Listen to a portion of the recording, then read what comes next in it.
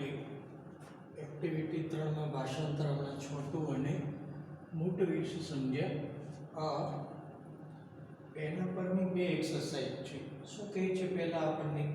તો કે નીચે આપેલા વિધાનો ખરા હોય તો ટ્રુ અને ખોટા હોય તો ફોલ્સ લખો. આપણે એમાં ટી અને એફ એમ ટૂંકમાં પણ લખી શકીએ છીએ. શું એના માટે જરૂરી બને મિત્રો? તો કે જે વાક્યો આપણને આપેલા છે એનું ભાષાંતર આપણે કરવું જરૂરી બને. તો જ આપણને ખબર પડે કે આપણે જે આગળ એક્સરસાઇઝ સમજી ગયા એના પ્રમાણની અંદર આ વાક્ય સાચું છે કે ખોટું છે. સમજતા જઈએ ચાલો. મોટું વોઝ આ રેટ. મોટું ઉંદર હતું. આપણે જે આગળ સમજ્યા એમાં આપણને શું આપેલું છે? તો કે હાથી છે એ શેના નામે ઓળખાતો હતો? મોટુના નામે. અને ઉંદર છે શું નામે ઓળખાતો હતો? છોટુના નામે.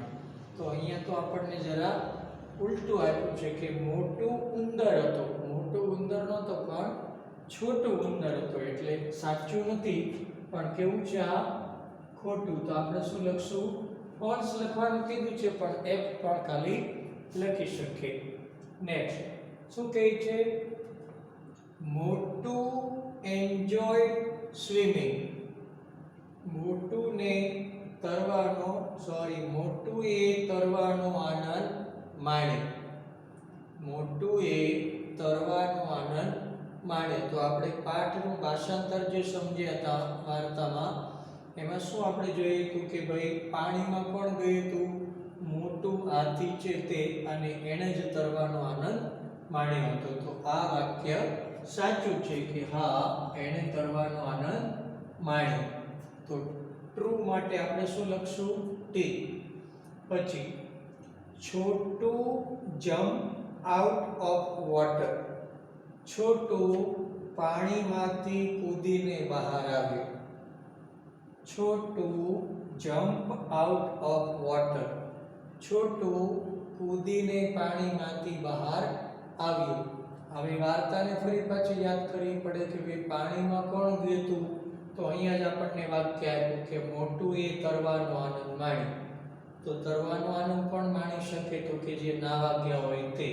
એ પાણીમાં ગયા હોય તે કૂદીને બહાર આવે. બહાર હોય તે કૂદીને ક્યાં બહાર આવવાના? છોટું તો બહાર છે. એટલે વાક્ય કેવું છે? આ ખોટું. ખરેખર શું આવે? મોટું જમ્પ આઉટ ઓફ વોટર. એટલે મોટું પાણીમાંથી કૂદીને બહાર આવ્યું. આપણને આપ્યું છે અહીંયા છોટું. તો આ પણ આવશે ફોલ્સ. ફોલ્સ માટે આપણે શું લખશું? એફ. ચોથું વાક્ય મોટું શાઉટેડ એન્ડ શાઉટેડ. મોટું રાડો પાડતો રહ્યો. એટલે કે એક ધારી રાડો પાડતો રહ્યો. મોટું શાઉટેડ એન્ડ શાઉટેડ એટલે મોટું રાડો પાડતો રહ્યો. તો ખરેખર મોટું પાણીમાં છે અને એ બહાર આવવાની ના પાડે. એટલે બહારથી કોણ એને બોલાવે છે? છોટું.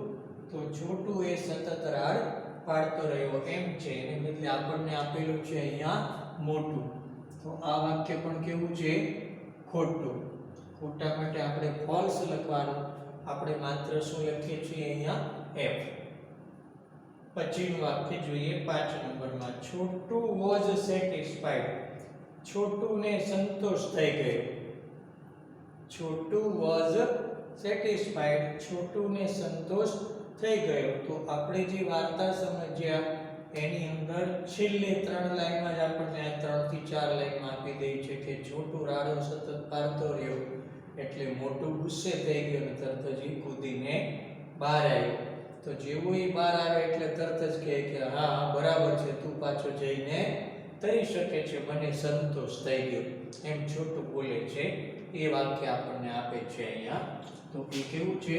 સાચું કે છોટુને સંતોષ થઈ ગયો. એણે જે જોવું હતું કે ભાઈ મારો સ્વિમિંગ સૂટ છે પહેરીને હાથી નથી વહી ગયો ને, એ એને સંતોષ થઈ ગયો એમ. છઠ્ઠું વાક્ય મોટું ચેક છોટું જ સ્વિમ સૂટ. મોટું એ છોટુના તરવાના કપડાને ચેક કર્યા. મોટું ચેક છોટું જ સ્વિમ સૂટ. એટલે મોટું એ છોટુના તરવાના કપડા તપાસ્યા અથવા ચેક કર્યા. તો આપણને વાર્તામાં શું કહે છે એકચ્યુઅલી કે મોટું નાવા જાય છે અને છોટું એ પોતાના સ્વિમિંગ શૂટ છે એ મોટું પાસે ચેક કર્યા. અને આપણને તો અહીંયા આપે છે કે મોટું એ છોટુના સ્વિમિંગ શૂટ ચેક કર્યા. એમ નથી પણ શું ખરેખર આવે છે તો કે છોટું ચેક મોટું જે સ્વિમ શૂટ. એટલે છોટું એ મોટુંના સ્વિમિંગ એટલે પહેરવાના કપડા ચેક કર્યા કે તપાસ્યા. એટલે આપેલું આપણને જે વાક્ય છે તે કેવું છે ખોટું છે. મોટું એ ચેક નથી કર્યા છોટુના, પણ છોટું એ મોટુના કપડા તપાસ્યા એટલે એને બહાર કાઢ્યું.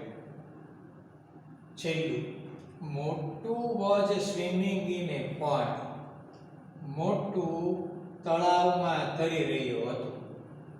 તો પાઠ આપણે સમજ્યા એમાં કીધેલું છે ને કે ચાલતો ચાલતો એ પાણીમાં ગયો. અને આપણને પાઠમાં શું આપ્યું, તળાવ આપ્યું છે કે નદી આપી છે તો કે નદી આપી છે. અહીંયા તો આપણને આપ્યું છે કે તળાવમાં તર્યો. તળાવમાં તરી રહ્યો નહોતો, ક્યાં તરી રહ્યો હતો નદીમાં. એટલે તરી રહ્યો તો એ સાચું પણ આપણને સ્થળ ખોટું આપ્યું છે. પોન્ડ એટલે તળાવ, તળાવ નથી. આપણે જે વાર્તા સમજ્યા એમાં શું આપેલું છે નદી. એટલે વાક્ય કેવું છે ખોટું છે. આમ તરવાને માટે સાચું છે કે તરી રહ્યો હતો મોટું, પણ ક્યાં ઈને પોન્ડ તો તળાવ એટલે તળાવમાં તરી રહ્યું વાક્ય ખોટું છે. આપણે જે વાર્તા સમજ્યા એમાં નદી આપેલી છે તળાવ નહીં, એટલા માટે આ આપણે જોયા સાચું. એક વસ્તુ યાદ રાખો મિત્રો આમાં અગત્યની, થોડી આપણે ઇન્ટરેસ્ટિંગ બનાવી આને. કઈ રીતે બનાવશું તો કે માત્ર 7 આપ્યો છે એને બદલે જે વાર્તા આપણે સમજ્યા ને એની અંદરથી બીજા આવા 7 વાક્ય લઈ લો કે એમાં સાચા પણ હોય અને ખોટા પણ હોય. છોટું એ કામ કર્યું હોય ને મોટું લખી નાખો, મોટું એ કામ કર્યું હોય ને છોટું એ લખી નાખો. અને બીજા 7 વાક્ય આવા બનાવવા પ્રયત્ન કરજો અને એની અંદર ખરા કે ખોટા પણ લખીને મોકલવાના. આ એક પ્રેક્ટિસ એક્સરસાઇઝ છે તમારી માટે કે જેથી તમને થોડો રસ પડશે, વાર્તામાં પણ રસ જાગશે. અને આ સિવાયનું પરીક્ષાની અંદરથી કોઈ પણ વાક્ય હોય ને એ પૂછી શકાય. એવું જરૂરી ન હોય મિત્રો કે તમે અહીંયા 7 સમજ્યા તો પરીક્ષા વખતે હું કોઈ પેપર કાઢું તો એ વખતે ટ્રુ અને ફોલ્સ ખાલી આ 7 માંથી જ લઉં. વાર્તામાંથી ગમે ત્યાંથી કાઢી શકાય. તો તમારે શું કરવાનું, આવા જે વાક્યો આપેલા છે એને બદલે બીજું વાક્ય બનાવી નાખો. દાખલા તરીકે કહું અહીંયા લખ્યું છે છોટું વોઝ સેટિસ્ફાઈડ. તમે શું લખી શકો અહીંયા મોટું વોઝ સેટિસ્ફાઈડ, મોટું ને સંતોષ થયો. બીજું એક મોટું વોઝ એંગ્રી, એમ વાક્ય આપણને વાર્તામાં આપ્યું છે કે મોટું ગુસ્સે થઈ ગયું. તો આપણે વાક્ય શું બનાવી શકાય, છોટું વોઝ એંગ્રી, છોટું ગુસ્સે થઈ ગયું. આ રીતે વાક્ય 7 આપ્યા પછી બીજા તમારાથી 2 4 5 7 હું તો કહું છું 7 આપ્યા છે તો 7 કરતા વધારે બની શકે એવો પ્રયત્ન કરવાનો, નહીતર 7 સામે 7 ફરજિયાત બનાવીને તમારે મને એક પ્રેક્ટિસ એક્સરસાઇઝમાં લખીને મોકલવાના છે. ઉલટા સુલટા નામ કરો, પરિસ્થિતિ બદલાવી નાખો કે આ કૂદીને અંદર ગયો કે કૂદીને બહાર આવ્યો. આ નદીમાં આપણને મોટું બતાવ્યું છે, આપણે બતાવવાનું કે છોટું ગયું હતું. જે આપ્યું છે એના કરતા ઉલટું વિચારીને કંઈક સાચા વાક્યો પણ લઈ લેવાના આમાં જેમ આપેલા છે તેમ. આ એક પહેલી એક્સરસાઇઝ આપણે સમજ્યા એક્ટિવિટી 3 ની. હવે એની બીજી એક એક્સરસાઇઝ આપેલી છે. શું કહે છે એમાં જો નીચેના વાક્યો કોણ બોલે છે, તો આ પણ આપણે મેં આગળ કીધું તેમ અઘરા શબ્દો પાકા કરી નાખો તો આપેલું વાક્ય છે ને એનું તમે ભાષાંતર તરત કરી શકો. અને એ આપણે જે વાર્તા સમજ્યા અંગ્રેજી લખેલી એના જ વાક્યો હોય. તો આપણે સમજવાનું છે શું કહેવાનું છે, આપણે નીચેના વાક્ય કોણ બોલે છે અને કોણ બોલી શકે, બે શક્યતા આપણે વિચારવાનું કે આ બોલે છે પણ બીજો પણ બોલી શકે. આમાં આપણે જવાબમાં શું લખવાનું છે, તે જો છોટું બોલે એટલે કે વાક્ય આપેલું છે એનું ભાષાંતર કરીએ અને આપણે જે વાર્તા સમજી ગયા છે એના પ્રમાણમાં આ વાક્ય દાખલા તરીકે પહેલું એ જો છોટું બોલતો હોય તો આપણે અહીંયા સી લખવાનું અને આ વાક્ય જો મોટું બોલતો હોય તો એમ લખવાનું. અને બંને એટલે એક બોલે છે પણ બીજો પણ એ બોલી શકે, બંનેને જો લાગુ પડતો હોય તો એમાં સીએમ લખવાનું, એટલે છોટું અને મોટું બંને માટે લાગુ પડે છે એવી રીતે આવી શકે. ચાલો જોઈએ. Don't disturb me. Don't disturb me, મને ખલેલ ન પહોંચાડો. આપણે વાર્તા આખી સમજી ગયા. એમાં ખલેલ ન પહોંચાડે એવું કોણ કહે છે? તો કે જ્યારે છોટું રાડ પાડીને કહે કે બહાર આવ જલ્દી, ત્યારે પહેલો શું કહે છે? બહાર નહીં આવું, મને ખલેલ પહોંચાડ માં. એટલે કોણ બોલે છે? મોટું. હવે આપણે લખી નાખીએ છીએ એમ, પણ તમારે એમ લખી નહીં નાખવાનું, વિચારવાનું કોણ બોલી શકે એ પણ જોવાનું. તો આમાં અંદરની બાજુએ છે અને છોટું બહારથી બોલાવે તો માત્ર મોટું જ બોલી શકે કે મને ડિસ્ટર્બ કરવા. આમાં મોટું બોલે તો છોટું નથી કહી શકે એમ કે તું મને ડિસ્ટર્બ કરવા. એટલે માત્ર મોટું માટે જ લાગુ પડે છે, છોટું માટે લાગુ પડતું નથી. એટલે માત્ર એમ જ આવશે. બીજું, હી જમ્પ આઉટ, તે કૂદીને બહાર આવ્યો. તો હી જમ્પ આઉટ એટલે તે કૂદીને બહાર આવ્યો. તો કોણ પાણીમાં છે? મોટું. તો આનું આ કોણ બોલી શકે? એટલે કે છોટું બોલી શકે, તે કૂદીને બહાર આવ્યો.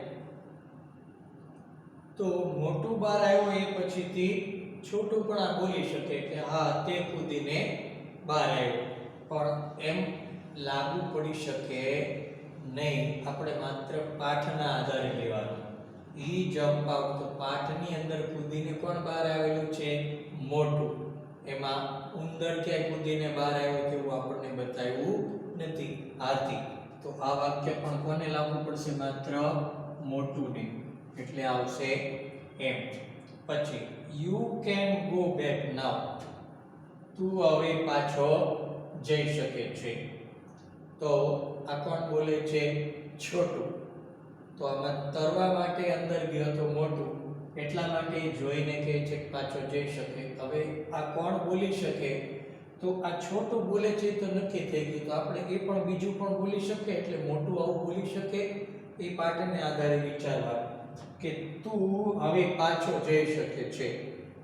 તો એનો અર્થ કે મોટું બહાર આવે અને પછી ઉંદરને કહે કે તું હવે પાછો જઈ શકે, કે તું પાછો જ્યાંથી આવ્યો ત્યાં પાછો જો દરમાંથી આવ્યો છો કે ઘરમાંથી તો ત્યાં પાછો જઈ શકે છે. તો એવું નથી, આમાં બની શકતું નથી. શું વાર્તા કહે છે? તો કે ઉંદર કહે છે મોટુંને બહાર આવવા માટે, છોટું કહે છે મોટુંને.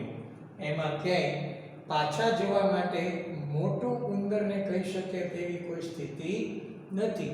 એટલા માટે આમાં એમ લાગુ પડતું નથી મોટું માટે. માત્ર કોને માટે? છોટું માટે જ લાગુ પડે છે. તો આવશે સી. આઈ લવ સ્વિમિંગ, મને તરવાનું ગમે છે. તો આપણે જે પાઠ સમજ્યા એની અંદર બે નું આપ્યું છે ને, જે સમજ્યા એમાં શું આપ્યું છે? બોથ, કે બંનેને તરવાનું ગમે છે. તો એટલા માટે શું આવે? સીએમ. આઈ એમ આ રેટ, હું ઉંદર છું. તો આ કોણ બોલી શકે? માત્ર ઉંદર જ બોલી શકે. મોટું તો હાથી છે નહીં બોલી શકે કે આઈ એમ આ રેટ. એટલે સી માત્ર છોટું માટે જ લાગુ પડે છે, એટલે સી આવશે. બીજું, આઈ હેવ અ ટેલ, ઉંદરને પૂંછ જોઈને આપણે, મારે પૂંછડી છે. તો મોટું પણ કહી શકે મારે પૂંછડી. આ હાથીને હોય ખરા પણ ટૂંકી પણ પૂંછડી તો હોય છે. ઉંદરને લાંબી પૂંછડી, તો હાથીને ટૂંકી પૂંછડી. તો આ બંને માટે લાગુ પડી શકે. તો એમાં આપણે શું કહેશું? સી એમ, એટલે છોટું અને મોટું બંને પૂંછડીવાળા છે. આઈ એમ અ બિગ એનિમલ, હું મોટું પ્રાણી છું. કોણ મોટું છે આમાં? મોટું. ઉંદર તો સાવ નાનો છે, એટલે એમ નહીં કહી શકે કે હું મોટું પ્રાણી છું. એ કદમાં સાવ નાનું પ્રાણી જ ગણાય છે. તો આ માત્ર મોટુંને જ લાગુ પડે છે. એટલે શું લખશું આપણે આમાં? મોટું. ચાલો, આમાં કીધું તું એમ જ આમાં ફરી આવી જ રીતે વાક્ય બીજા પાઠની અંદરથી લઈ લો. 7 આપ્યા છે, આમાં પણ બની શકે. આસાનીથી મિત્રો પ્રયત્ન કરશો તો 7 ને બદલે બીજા બેમાં 10 બની જશે. તમને રસ થોડો જાગશે અને પરીક્ષામાં તમને આ બેમાંથી ગમે એક્સરસાઇઝમાં પૂછ્યું હોય ને કે કોણ બોલે છે, તો તમારે એક પણ જવાબ એમાંથી ખોટો નહીં પડે. હું તમને સાથ જ કહું છું. આ જ રીતે બીજા વાક્ય લખો પાઠમાંથી ને એમાં એમ માટે લાગુ પડે છે કે સી માટે કે સીએમ માટે, આવા વાક્ય તમે બનાવી શકો છો. આમાં બે આપ્યા છે, બેને લાગુ પડે તેવા આપણે બીજા વાક્ય આપણી રીતે જે વાર્તા છે એમાંથી શોધીને પાછા લખવાના. આ સાથે આપણે એક્ટિવિટી 3 અહીંયા પૂરી કરીએ છીએ. આગળ આપણે આવે છે એક્ટિવિટી 4 માં જઈશું. Thank you.